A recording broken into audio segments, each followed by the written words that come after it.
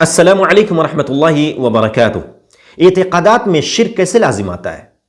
کوئی آدمی یہ عقیدہ رکھے ان غیر اللہ یستحق العبادہ، کہ غیر اللہ بھی عبادت کا مستحق ہے، یا یہ سمجھے کہ جو قبر میں مدفون شخص ہے اس کے سامنے سجدہ کرنا، رکوع کرنا اور اس کی عبادت کرنا جائز ہے، اور یہ عقیدہ رکھے کہ اس سے جب مانگیں گے تو وہ بذات خود ہماری دعا قبول کرے گا۔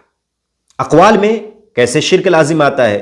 کوئی آدمی غیر اللہ سے دعا کرے ایسی چیز کے بارے میں جس پر اللہ سبحانہ و تعالیٰ کے علاوہ کوئی قدرت نہیں رکھتا، یعنی اللہ تعالیٰ ہی اس دعا کو قبول کر سکتا ہے، اس کے علاوہ کوئی غیر اللہ اس دعا کو قبول نہیں کر سکتا۔ اور اعمال میں کیسے شرک لازم آتا ہے؟